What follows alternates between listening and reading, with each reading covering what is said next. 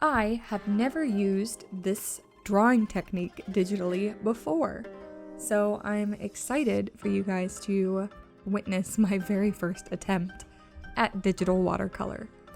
Hello acolytes, my name is Afterplague and welcome back to my channel. Today I'm designing another sticker. I had this idea. I did something a few weeks ago called Draw Day, where I just drew whatever I wanted. I didn't have to finish it, it didn't have to be refined, no references, no, attempts to complete it, just whatever is in my brain, I draw. So I had this idea for like a deer skull where the antlers were a willow tree. And so I sketched out this really, really messy sketch, and then eventually, obviously, I had to go in and redefine it with a little bit more of an actual deer skull. This gave me a lot of trouble actually, because the way I drew the deer skull was quite realistic, but the way I drew the willow tree and the willow leaves behind it are quite illustrative. So it presented a problem when trying to strike a balance in this illustration between realistic and illustrative, because it starts out like, oh, the willow branches are way too illustrative and the deer skull is way too realistic. And then by the time I get done with the line art for the deer skull and I'm trying to paint in the willow tree, it's like, oh my gosh, the willow tree is too realistic and the deer skull is too illustrative. So eventually I did find a balance, but I actually had to step outside of my original plan and try something new, which was digital watercolor. I have watercolored in the past. It's really hard because you have to think backwards.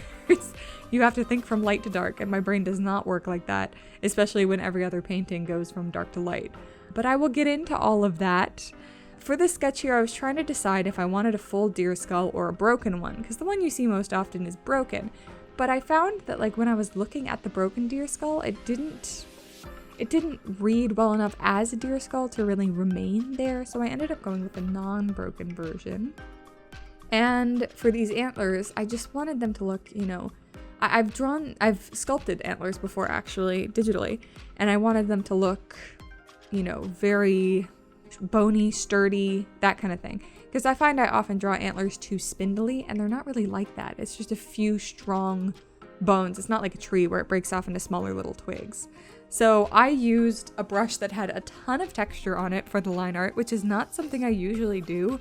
I usually pick the smoothest line art brush I can find, but I was like, you know what, I'm just gonna experiment and I'm gonna use this really textured brush because I've been trying to texture my art more recently. And I actually really like how it turned out. It had a really, really good vibe to it, which was part of the reason I had so much trouble doing the leaves on the trees and stuff, because I really liked the line art, and everything I was adding, I was like, oh man, this is gonna cover up all my line art. All my line art that I worked so hard on and I think looks so good. But I really like this brush. It was one of the default Procreate brushes actually, which surprised me. Gosh, I can't remember what it was called. Something like Bleeding Ink or something. But when I was trying to do these willow trees, I kept looking at paintings of willow trees because I was like, oh yeah, that'll help it be illustrative. And so I was trying to do it like a painting where I did dark to light, and obviously the willow trees have all of the sort of dangling branches. And I don't think that this looks bad, this first attempt that I do. I actually think it looks quite nice, and with a little bit more work it could actually, make for a good painting of a willow tree. It's just, firstly, it covered the entirety of the antlers, which I really, really did not want to do because I really liked those antlers. And secondly, it just didn't suit what I was going for, I was going to add line art on top of everything, but the more I was painting, the more I was just like, I don't think this is gonna work. And I went on this whole quest for foliage brushes and everything, and I was blending and I was painting and I was blending and I was painting, and after an hour I was like, this isn't gonna work and I need to try something new. So I went on Pinterest and I started exploring, and I maybe thought, maybe the difference between the blue and the green is too much, so I'll try yellow. And then I was like, maybe a yellow on the painted one will look good. I was just trying everything. I was throwing everything at the wall and nothing was sticking, which was really frustrating. So I went on Pinterest and I searched willow tree tattoo, because I was like, oh well, that'll give me a line art version of it, because that's what I need is the line art, because I don't want to lose the line art. So I started drawing this really big, intricate, lined willow tree based off of a tattoo that I found, and it was going well and it was looking good. but it still just wasn't what I wanted. It didn't have enough structure. It didn't have enough form. It didn't feel correct for the illustration. It probably would have been fine if I had kept going with it. But I don't know, after working on it for like, again, another 20 minutes, half an hour, it just wasn't clicking with me. And instead of trying to continue to push it, I went in another direction, which sort of takes away from the initial willow tree idea. And I'm not sure that like I'm the happiest about that, you know? I almost wish I stuck a little bit closer to the willow tree idea. But eventually I grabbed this like watercolor brush because I'm like, watercolor is transparent. So even if I paint over my inked lines, you can still see them, which is extremely exciting. So instead of doing a straight up willow tree, I almost did this like, what is it? Like mossy, like pond scum. I actually don't know what this is. You know, it's just sort of like the creepy stuff that hangs on trees that you find in like a haunted forest, you know? But I actually really liked this, and so I was using that to block out the shapes. And then once I had sort of figured out what I wanted, I went back in with the same brush that I had been using, and I started adding line art to it, but not encasing the entire leaf? Moss? I don't really know. Not encasing the entire thing, but just adding some definition and some of that same line art quality. And I think that actually turned out really well. I'm actually really happy with how it looks. It's a little bit scranglier than I was expecting. I don't know if that's a word. it's a bit scrangly. But also, you know, this watercolor brush was really interesting because it didn't work like other brushes I was used to. It actually built upon itself, which was fascinating. They had a whole like PDF document of how to use them, which I didn't read. So I'll have to go back and read the instructions on these brushes because I was just sort of using them however they felt good, which, you know, they felt really good just using them like that. So I don't think that's, I think that's a quality on behalf of the original brush makers, that they did a really good job making them feel easy to use. But yeah, there was definitely some complications.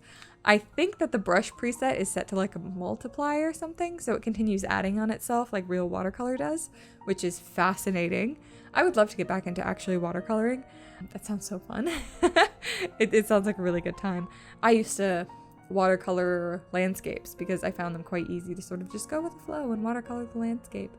But back to the illustration, I decided to add some darkness on the tips of the antlers because I figured the antlers are bone colored and the skull is bone colored, so that's a lot of bone colored things in one place, so I should probably add some level of variation. And then I was using a variety of different colors to build up the watercolor, and I think it created like some really interesting shapes in the shading. It created some interesting color transitions. Honestly, painting with these brushes was really fun, and I'm definitely going to do it again soon. I already have kind of an idea I want to go with. I want to do sort of a western scene. I feel like that would do really well with these brushes. Plus, the texture is amazing, and I feel like everything really came together in the end as well when I added like a paper texture. Yeah, it was awesome. So I absolutely am in love with this sticker. The only difficult thing was with all the scranglies.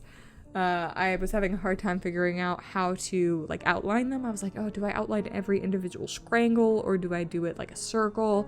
Like, what's the vibe? So at the moment, I have all the scrangles outlined, but if you think it would look better as a circle, let me know and I can try that variation. I did a couple different layers of like a purple shading on the skull itself because I felt like a purple would look really good with that yellow of the actual skull. Complementary colors and all that. But that is pretty much it for this illustration. I had a surprisingly good time with it once I found those fun art brushes, so I'm definitely going to use those again in the future. If you would like to buy the sticker, it should be available in my shop at afterplagueart.myshopify.com. There's a whole bunch of stuff on there. A lot of it is print on demand, but I want to start producing stuff in-house and shipping it soon, so hopefully I can start doing that. Link to that will be in the description down below, as well as links to all of my social medias. I am AfterPlague on Instagram, Twitch, and TikTok, and after_plague on Twitter if you want to see more of what I'm working on. If you like this video, please leave a like, and if you want to see more from me, please subscribe. Thank you again so much for watching, and I hope you survive this post-plague world.